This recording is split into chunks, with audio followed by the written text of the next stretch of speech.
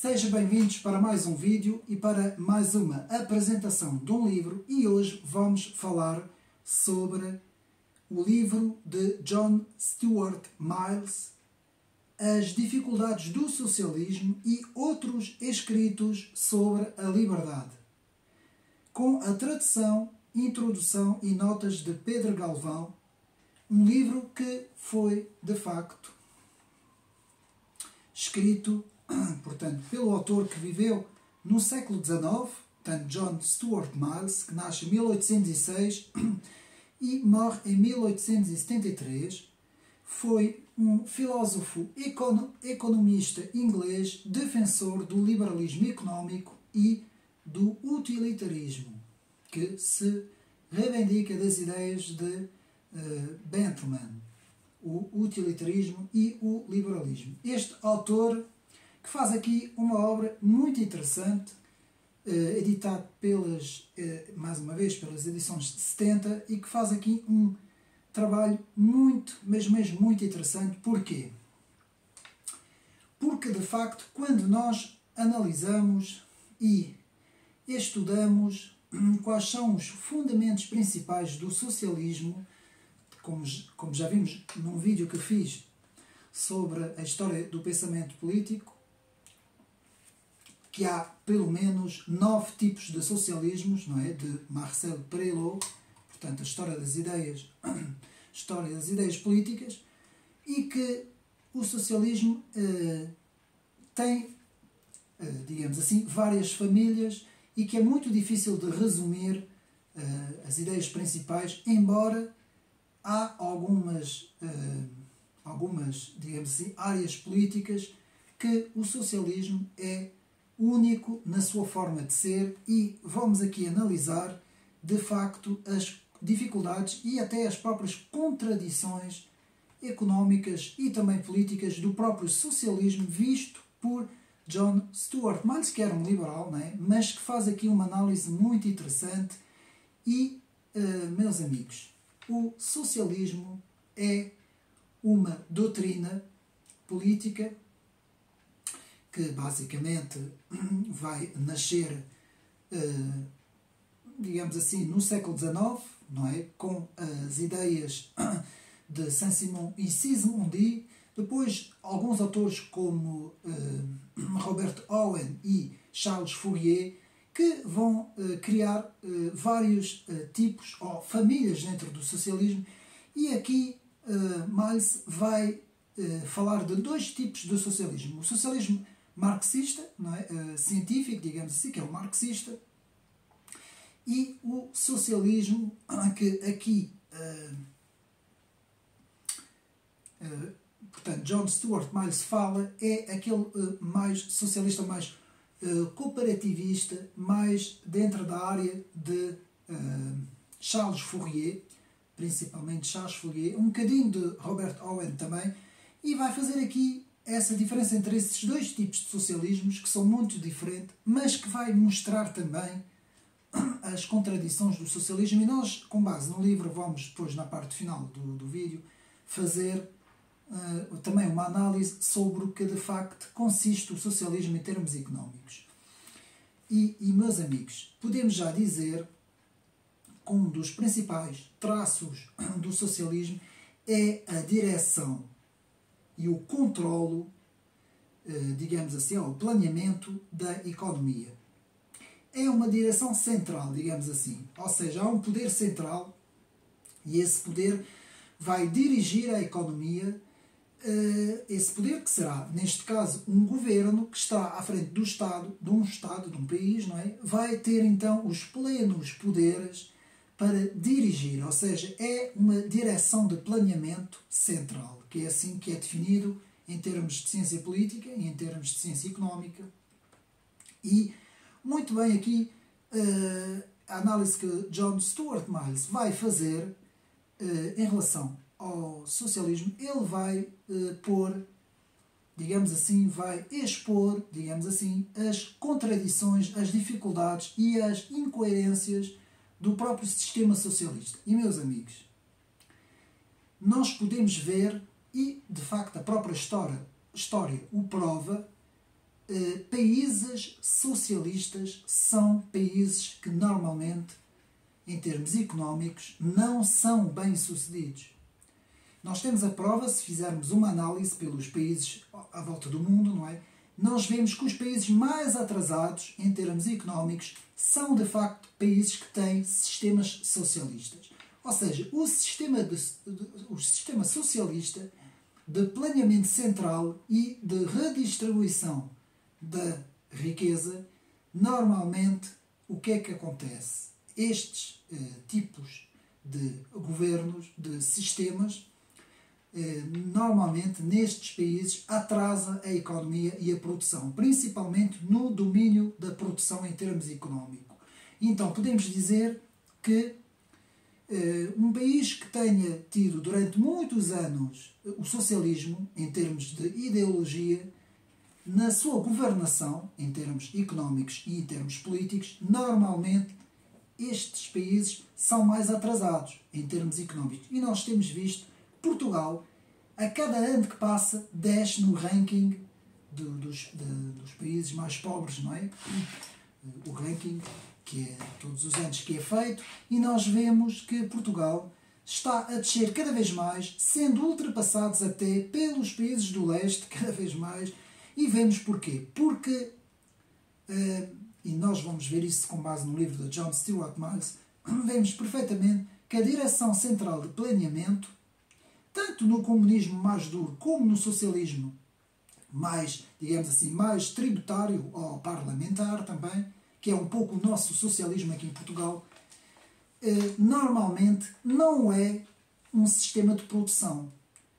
Não é um sistema de incentivo à produção económica, não é um sistema de que cria riqueza. Antes, pelo contrário, é um sistema que normalmente estagna a riqueza.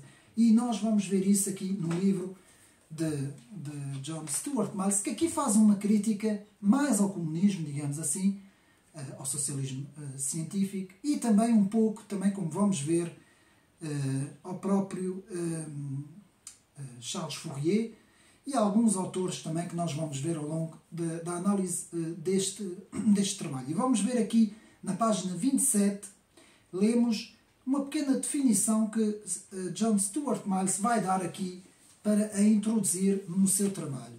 Então, podemos então ler.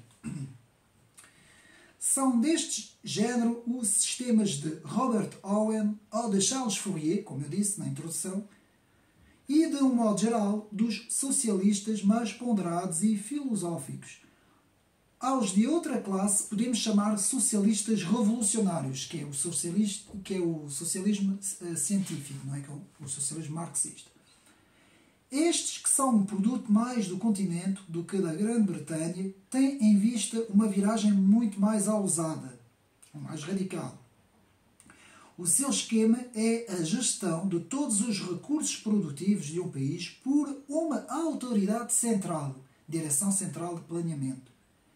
O Governo Geral, e tendo isso em vista, alguns deles têm o propósito declarado de que as classes trabalhadoras, ou alguém em seu nome, se apoderam de toda a propriedade do país e a administrem em função do bem geral. Portanto, aqui, muito bem, nas palavras de John Stuart Mill, uma primeira introdução, uma primeira análise, digamos assim, ao sistema económico do socialismo. Então, podemos ver na página 28, agora vamos vendo, não vou ler as passagens todas, senão nunca mais saímos daqui, vamos vendo alguns pontos centrais do trabalho e vamos aqui à página 28, onde podemos ler que uma das premissas em termos ideológicos de todos os socialismos, tanto os socialismos de Robert Owen, de Charles Fourier ou do marxismo, que é mais ou menos os socialismos que John Stuart Mill, no século XIX, faz aqui a análise, podemos ver que consiste muitas vezes em destruir o que existe para construir novamente. Portanto, uma das premissas do socialismo, em termos ideológicos, agora, muitas vezes, é recriar de novo. Ou seja, criar de novo, digamos assim, destruir o que existe e criar de novo. O que é típico de um sistema socialista. E, com isso, John Stuart Mill foca principalmente Robespierre e Saint-Just, que são, para mim, no que me toca a minha visão, dois grandes destruidores, digamos assim, do século XVIII, da Revolução Francesa, que não mais fizeram do que isto que eu estava a dizer, destruir para construir, não é?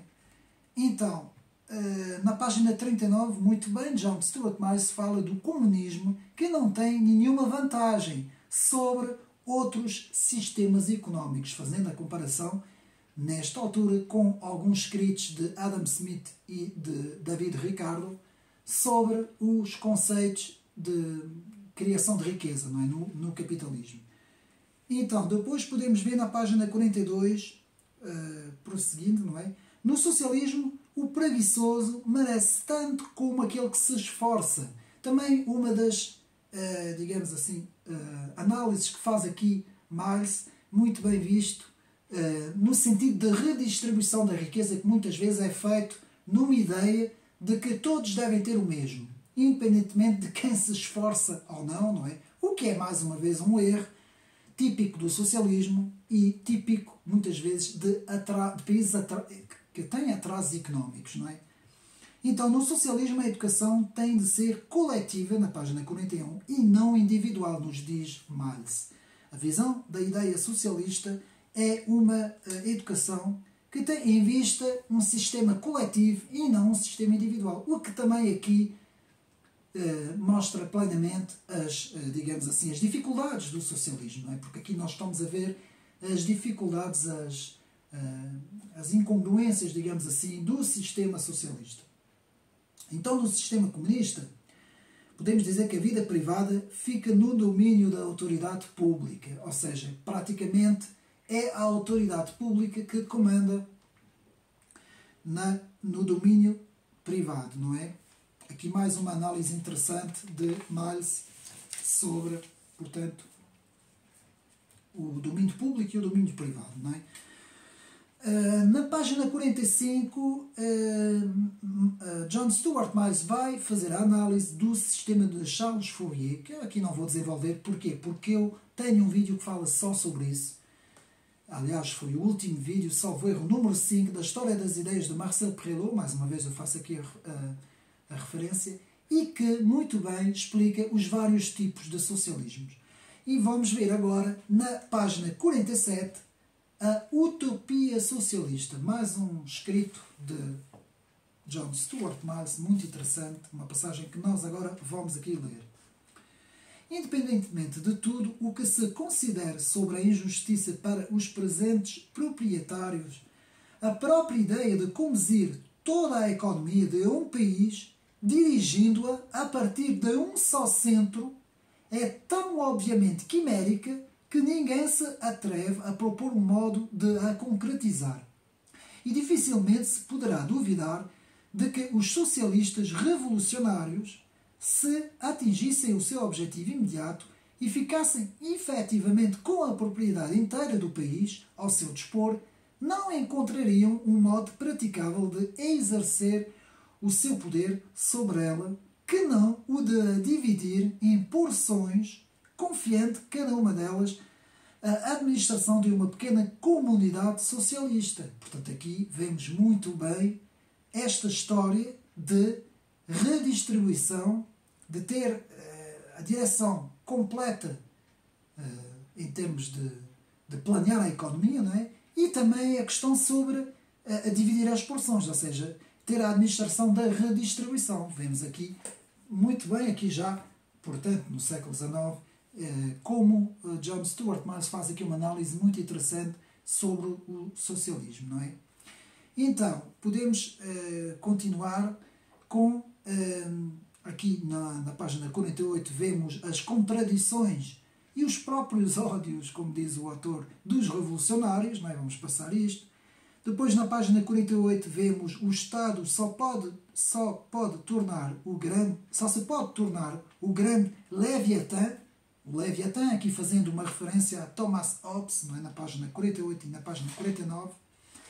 E depois, na página 51, vemos a ideia de propriedade, não como um legado individual, mas como sendo um legado familiar. Eu achei também aqui muito interessante esta visão do John Stuart Mill, como sabemos, não era conservador, era um liberal, mas aqui tem aqui uma ideia muito interessante sobre a questão da propriedade, não é? Da propriedade privada. Então, na página 55 podemos ver a ideia de que a lei da propriedade é variável ao longo das épocas. Aqui muito bem, Miles vai fazer aqui um pequeno estudo, uma pequena descrição sobre o desenvolvimento ao longo das décadas, ao longo dos anos, não é? Sobre das leis sobre a propriedade privada, digamos assim. E como ela tem evoluído e como ela se tem modificado, digamos assim, muito interessante aqui na página 55. Depois, na página 59, Miles nos explica que num sistema de competição livre é possível um grau elevado de bem-estar social. Eu vou aqui repetir esta frase, que eu acho aqui essa frase muito interessante. Num sistema de competição livre é possível um grau elevado de bem-estar social, segundo as palavras de John Stuart Mill. Eu também acho, portanto, sou da mesma opinião, penso que, em termos económicos, deve prevalecer o fator da liberdade, não é? Em termos das estruturas económicas funcionarem, não é? E aqui, na página 59, vemos uma pequena defesa do sistema cooperativo. Eu não sou aqui muito dado a esse sistema, não é? Que é o chamado socialismo associativista ou cooperativista, que aqui John Stuart Mill nos fala do Charles Fourier, não é? E da sua visão de cooperativas, de pequenas cooperativas para fazer funcionar a sociedade em termos económicos. E eu aqui não sou muito partidário desta visão, mas Mill aqui faz esta, digamos assim, faz esta análise, não é? E lá está, na página 67, podemos ver o sistema cooperativo impede que os poderes produtivos de uma sociedade sejam plenamente realizados. Ou seja, nas dificuldades desse socialismo cooperativo, que aqui muito bem John Stuart Mill também faz a análise, é que nos fala de que é complicado para um sistema destes, numa sociedade que seja plenamente realizado, ou seja, a dificuldade para realizar esse sistema numa sociedade, não é? E prosseguindo na mesma ideia, John Stuart Mill também nos fala na página 69 que o sistema cooperativo não assegura suficientemente a gestão em termos empresariais, ou seja, a gestão numa empresa não é suficientemente, digamos assim, assegurado, nos diz aqui John Stuart Mill, aqui na página 69. E prosseguindo ainda na análise sobre o socialismo cooperativo, ou o sistema cooperativo, aqui nos diz o seguinte: o sistema cooperativo, na sua natureza, é um sistema de regulamentação universal, não favorece a liberdade. Na página 70, aqui muito bem, Mill, como bom liberal que era, faz aqui também a análise das dificuldades do sistema cooperativo de Charles Fourier, né?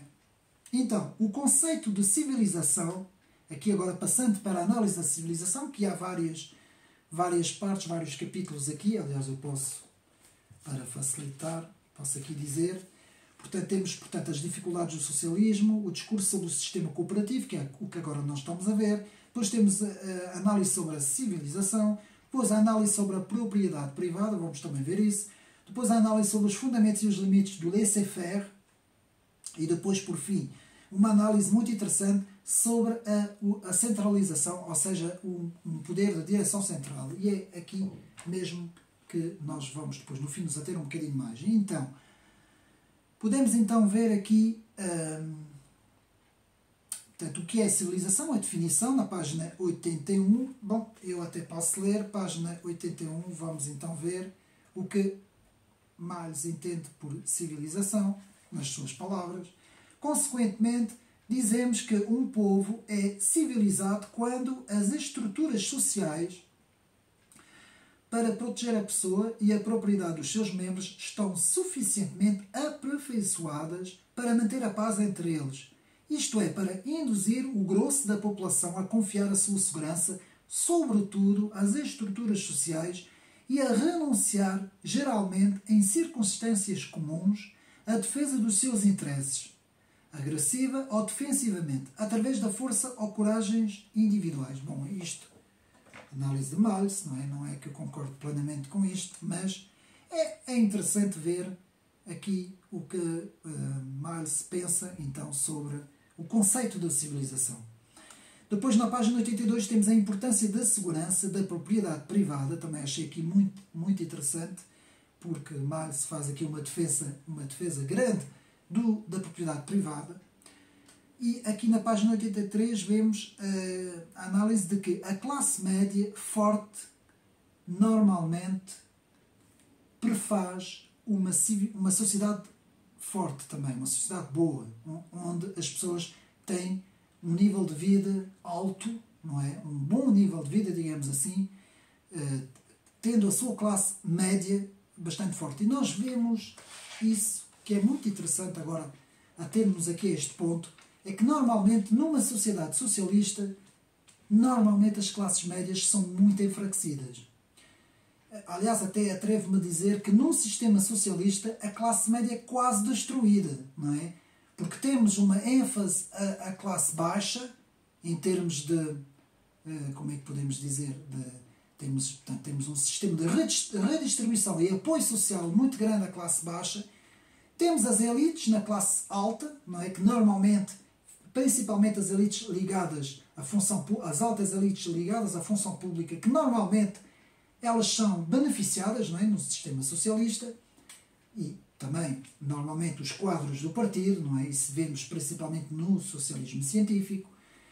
E, normalmente, a classe média, que é a que está no meio, que normalmente prefaz a maior parte da sociedade, não é? Entre 60% a 70% da sociedade, normalmente ela é aquela que mais é penalizada num sistema socialista, não é? Como vemos. E eu achei interessante esta análise.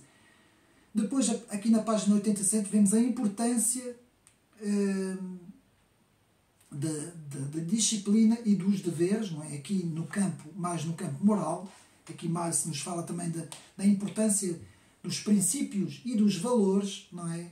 Principalmente dos deveres, e hoje, olhando para a nossa atual sociedade, uma sociedade que é pautada apenas por, digamos assim, por não deveres, mas por direitos, não é? Nós temos uma sociedade que é pautada por direitos. Hoje se reivindica tudo e mais alguma coisa para ter direitos, não é? Direitos sociais e todo o tipo de direitos. E aqui vemos, de facto, Miles nos fala da importância da disciplina e dos deveres, na página 87.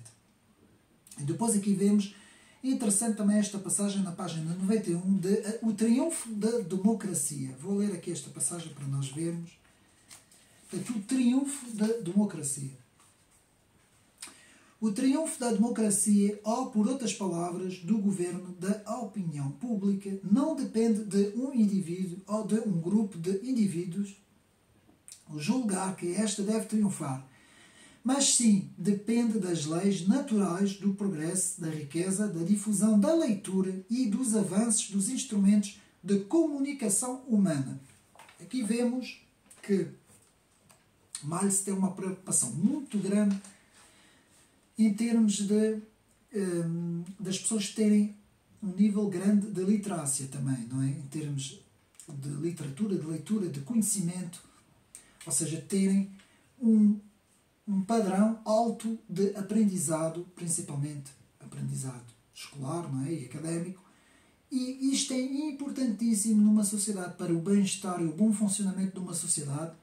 E aqui Miles nos fala sobre isso, nos revela esse aspecto, não é? Então podemos ver que algumas críticas de Miles aos conservadores ingleses, também aqui, na página 93 e 94, de que olham só apenas para um lado e não para o outro, em termos também das classes mais desfavorecidas, e aqui também foi uma realidade no século XIX, não é? E aqui, muito interessante, na página 103 e 104, vemos o abaixamento da literatura. Eu vou ler aqui esta parte que eu achei muito interessante, e aqui também para o canal.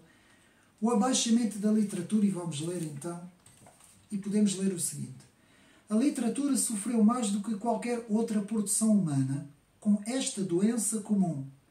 quando existiam poucos livros e quando os poucos que sabiam ler tinham sido acostumados a ler os melhores autores, vou repetir esta frase, quando existiam poucos livros e quando os poucos que sabiam ler tinham sido acostumados a ler os melhores autores, os livros eram escritos na expectativa fundada de que seriam lidos com cuidado e, se o merecessem, lido várias vezes. Quando o livro de grande mérito era publicado, seguramente se falaria dele e se poderia esperar que fosse lido por todos os que soubessem ler. Poderia ter sucesso pelas suas verdadeiras qualidades, mesmo que não imediatamente. E se tivesse sucesso imediato, cairia no esquecimento caso não se apoiasse num mérito genuíno. Nessa altura, as recompensas eram para quem escrevesse bem, não muito, eram para o autor diligente e sábio, não para o autor desajeitado e desinformado. Contudo, a situação inverteu-se e é exatamente hoje isso o que acontece. O que se passa hoje na nossa sociedade, em nossas sociedades, vemos exatamente o contrário. Vemos maus autores, vemos muito maus leituras, pouca leitura, pouquíssima leitura, um abaixamento dos padrões, quase que direi, da cultura literária, não é? Então, aqui muito bem, o abaixamento da literatura na página 103 e 104, e depois, quais os objetivos que a educação liberal deve visar, na página 113, e aqui uma das ideias centrais deste livro, que não vale a pena ler a passagem, mas eu retirei, é que aquilo que Miles nos diz é que o grande objetivo da educação, normalmente, deve ser formar grandes espíritos. O que é que quer dizer formar grandes espíritos, grandes vultos, grandes intelectualidades? Que é coisa que hoje nós não vemos. Hoje não existe. Por exemplo, na nossa sociedade portuguesa, nós não temos intelectuais hoje. Tivemos no passado, mas hoje não temos. Porque não temos essa busca do conhecimento. E isto não é só em Portugal. Isto nota-se em todo o mundo ocidental. Nós temos um abaixamento dos padrões culturais. Nós já não temos a produção de grandes espíritos. Hoje isso deixou de existir e é por isso uma das causas principais, digamos assim, da queda do mundo ocidental também. E nós não estamos a ver isso nos países da Ásia. Ao contrário, nós estamos a ver na China, digamos assim, o contrário. Nós estamos a ver como é que eu posso dizer? Um elevar, digamos assim, da cultura chinesa e os próprios padrões educacionais da China estão a crescer cada vez mais. E não só da China. Vemos isso também na Índia, um pouco na Rússia, e nesses países nós estamos a ter o contrário do que se está a passar aqui no mundo ocidental. Então, na página 119, uma das ideias centrais deste livro, de John Stuart Mill, é o poder intelectual. Na página 19, e depois iremos ler o que é que Miles nos quer dizer com isso, o poder intelectual. Então, depois na página 126 temos a distribuição da riqueza depende das leis e dos costumes das sociedades, muito bem, aqui na página 126. E na página 131, aqui uma crítica ao sistema comunista que normalmente cerca a própria propriedade privada e distribuindo-a a todos por igual. O socialismo é mais moderado. O socialismo é mais moderado do Sr. Owen e do que de Charles Fourier. Aqui é uma análise também do autor. E aqui na página 132 vemos, num sistema de propriedade comum, não há motivação nem incentivo de trabalho. Eu vou repetir esta frase. Num sistema de propriedade comum, não há motivação nem incentivo de trabalho. Página 132. E aqui na análise de Charles Fourier, vemos o fourierismo e a propriedade privada, na página 149, uma descrição e uma análise de John Stuart Mill. E depois na página 152 vemos o direito de propriedade privada, também achei interessante. E depois a propriedade privada vs a propriedade que já não é privada, não é? Portanto, não dá direito portanto, aqui uma análise interessante sobre a questão da terra, não é? E a questão do direito à terra também. E aqui vemos que na propriedade privada não dá direito à posse da terra, que aqui é uma questão um bocado questionável na página 170, 71 e 72 e 172, que eu achei isso um pouco questionável, mas como eu também não sou formado nessas áreas, não é? Que trata do direito da propriedade e do direito das terras, não é? Há aqui algumas ideias de Miles que são interessantes e outras mais questionáveis, não é? Então depois na página 181, 180 e 181 vemos a questão da intervenção governamental direta e a questão da intervenção governamental indireta. Aqui, muito bem, Miles vai aqui fazer uma análise sobre a diferença destas duas, digamos assim, desses dois sistemas de intervenção, o direto e o indireto, que eu também achei interessante. E depois vemos também sobre, agora chegamos aqui à propriedade privada, vemos aqui que Miles nos diz que a propriedade privada é uma área inviolável da vida humana. É a da vida privada que é uma das principais do ser humano, não é? E é isso que nos diz Miles, não é? As escolhas morais individuais também têm aqui um relevo muito grande na questão da defesa da propriedade privada. Dependendo dos sistemas, lá está, o sistema socialista tem uma ideia da propriedade privada que não é o mesmo do que, por exemplo, o sistema que seja mais liberal, não é? Portanto, o sistema liberal vai dar muito mais ênfase à propriedade privada do que um sistema socialista, como é óbvio, não é? Então aqui depois vemos portanto, as forças e as funções do Estado, e aqui mais se faz uma crítica ao aumento do poder do Estado, não é? Aquilo que nós chamamos o Estado gordo, não é? O Estado máximo, como bom liberal que Miles era, Miles ataca esses fundamentos, não é? De ter uma sociedade com base num Estado muito gordo, não é? Gorduras do Estado e mais uma vez, mais uma crítica ao socialismo. Nós só vemos gorduras grandes no Estado quando um sistema socialista está há muitos anos no poder.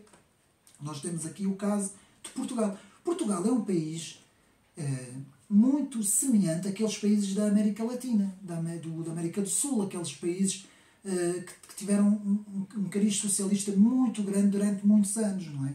Então, numa sociedade democrática, o Estado deve ter o mínimo de poder possível, nos diz John Stuart Mill.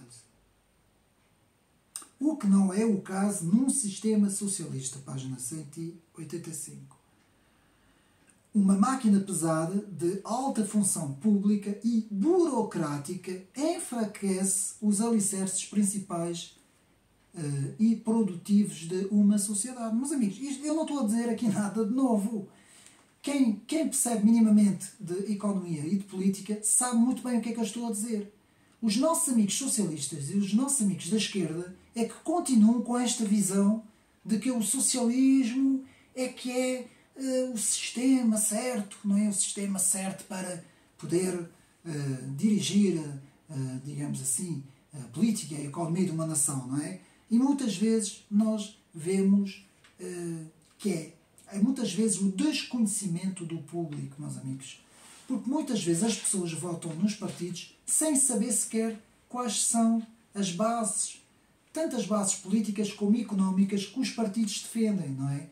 E muitas vezes, por exemplo, grande parte das pessoas que votam no Partido Socialista em Portugal, não os quadros do partido, não os góis e os bois do partido, não as pessoas que são socialistas, obviamente que estes sabem, mas uma grande parte da população muitas vezes não sabe o que é o socialismo.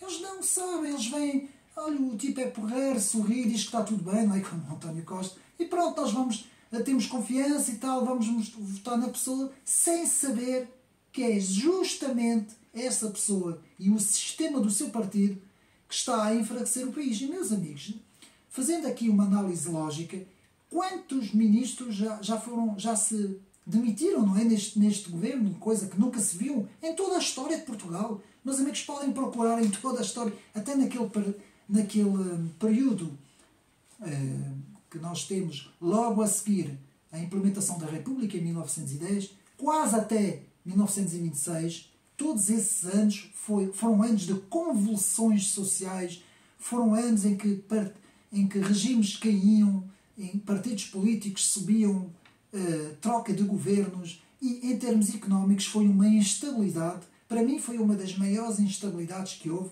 foi de 1910 até mais ou menos 1926. Só a coisa recupera, e aí temos que dar mérito ao professor António de Oliveira Salazar, que consegue recuperar a economia do país. Isso não é dito, claro que não é dito.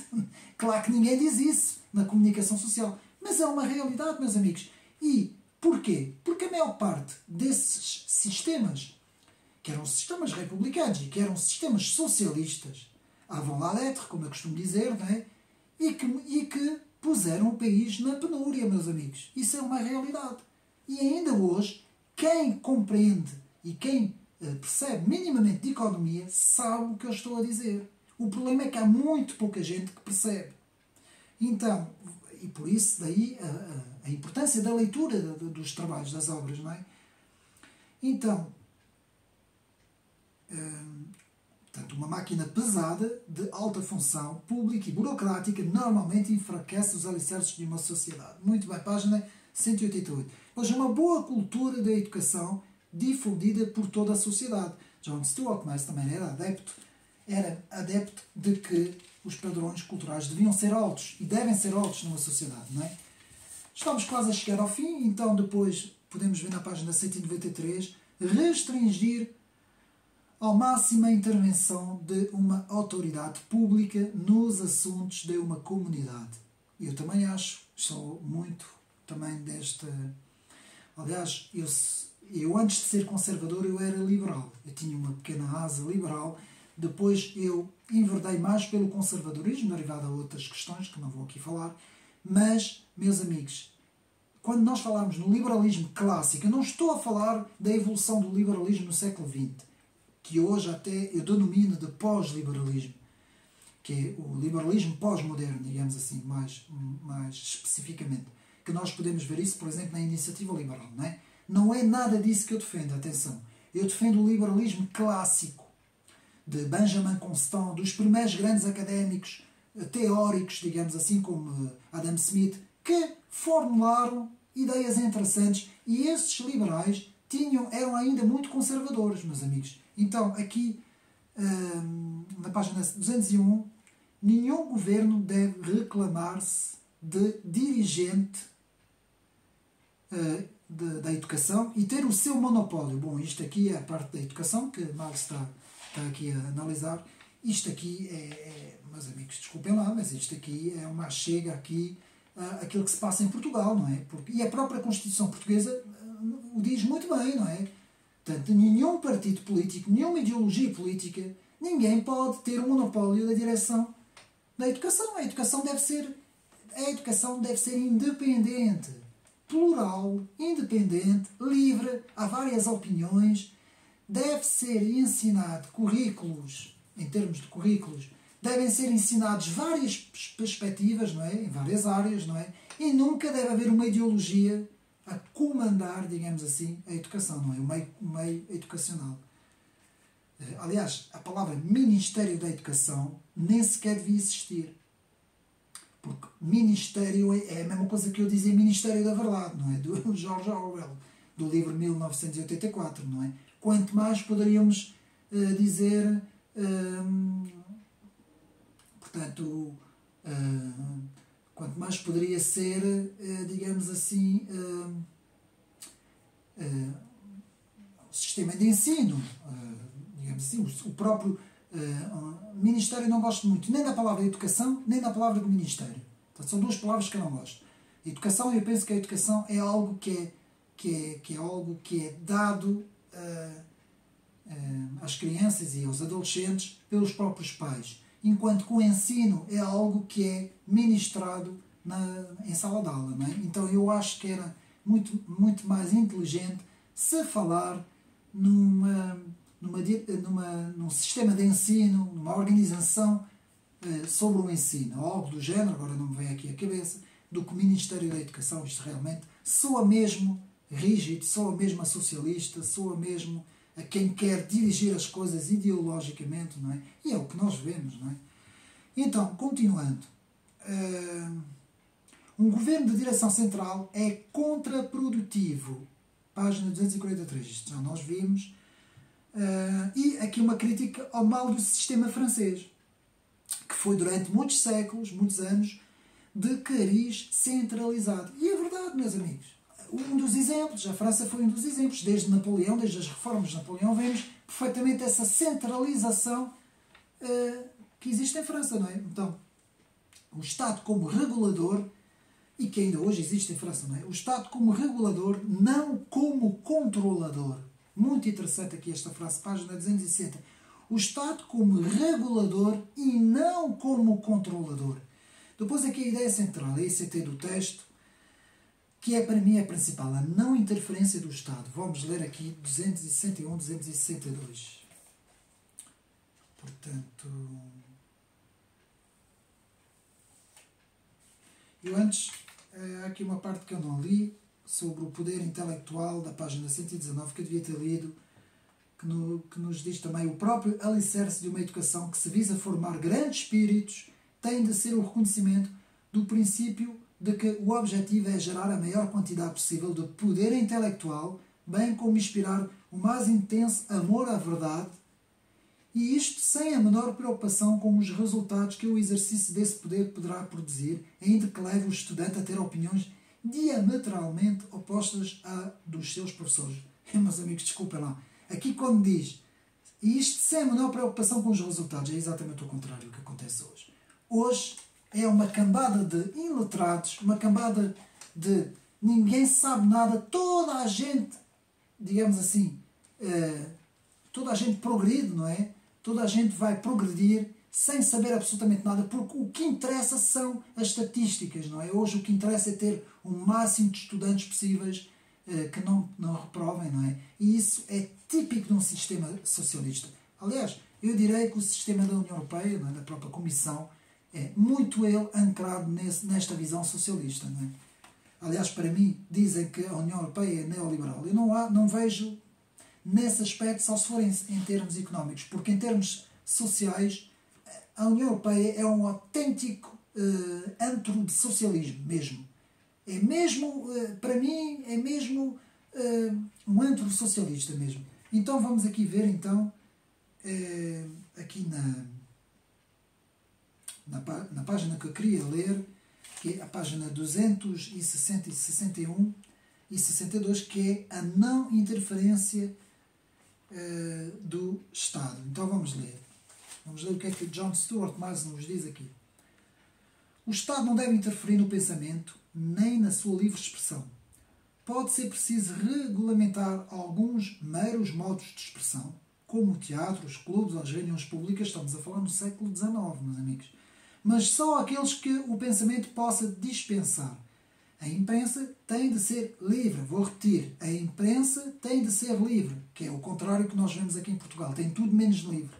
A imprensa tem de ser livre para fazer tudo, exceto difamar o caráter e ferir desnecessariamente os sentimentos. No que respeita ao ensino público, o Estado pode ensinar as suas próprias doutrinas, mas tem de dar toda a liberdade para outras competirem com elas. Lá está. Ninguém pode ter a direção central no campo da educação, não é? No campo do ensino. Então, portanto, o Estado não deve interferir no direito do trabalhador ao livre emprego do seu trabalho. Ele aqui está a resumir as partes todas. As suas funções reguladoras têm de se confinar àquelas grandes agregações de trabalho apoiadas em grandes capitais que não são um simples meio de subsistência, mas um poder na sociedade.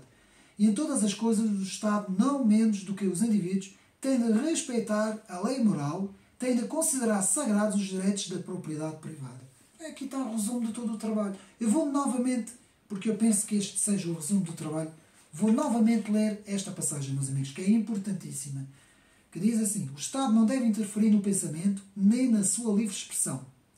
Pode ser preciso regulamentar alguns meros modos de expressão, como o teatro, os clubes ou as reuniões públicas, mas só aqueles que o pensamento possa dispensar. A imprensa tem de ser livre para fazer tudo, exceto difamar o caráter e ferir desnecessariamente os sentimentos. No que respeita ao ensino público, o Estado pode ensinar as suas próprias doutrinas, mas tem de dar toda a liberdade para outras competirem com elas. Em matéria económica, o Estado não deve interferir no direito do trabalhador ao livre emprego do seu trabalho. As suas funções reguladoras têm de se confinar àquelas grandes agregações de trabalho apoiado em grandes capitais que não são um simples meio de subsistência, mas um poder na sociedade. Em todas as coisas, o Estado, não menos do que os indivíduos, tem de respeitar a lei moral, tem de considerar sagrados os direitos da propriedade privada. Meus amigos, aqui esta passagem, em poucas palavras, nos diz aquilo que o Estado deve fazer e aquilo que o Estado não deve fazer. É um crítico, de facto, ao sistema socialista. E por isso o título, não é? As dificuldades do socialismo. Temos também no fim, na página 266 e 267, uma certa crítica ao localismo, comparando com o centralismo. Eu aqui irei fazer um vídeo sobre o que é a doutrina do localismo. Brevemente eu irei fazer um vídeo sobre o localismo, que há muita gente que não sabe o que é, mas eu não vou fazer isso. E essa análise é uma crítica grande ao Sr. Dupont-White, página 266, 267. Aqui, John Stuart Mill vai criticar muito Dupont-White, não é? O intelectual Dupont-White, sobre as ideias, digamos assim, de centralização, ou direção central. Portanto, a crítica ao Sr. Dupont-White, que defende uma certa ideia de centralização socialista. Página 271. Lá está Charles Dupont-White, 1807-1878, que foi um advogado e economista socialista e um fiel defensor do centralismo francês, ou do centralismo socialista. E depois, na página 293, vemos o mal de todos os tempos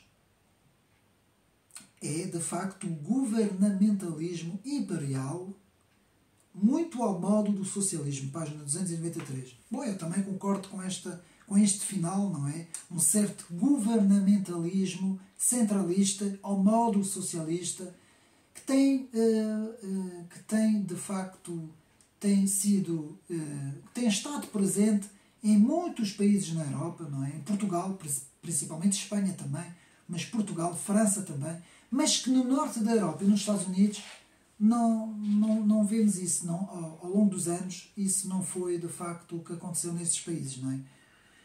Então, qual é a grande conclusão deste trabalho de John Stuart Mill? Achei muito interessante as dificuldades do socialismo e outros escritos sobre a liberdade, embora eu não seja liberal, eu achei aqui interessante certas análises e críticas ao socialismo. Vemos aqui a análise de uma economia de direção central, comparando com uma economia de livre mercado e Estado mínimo, não é? E principalmente a redução do peso do Estado. Meus amigos, espero que tenham gostado de mais este trabalho.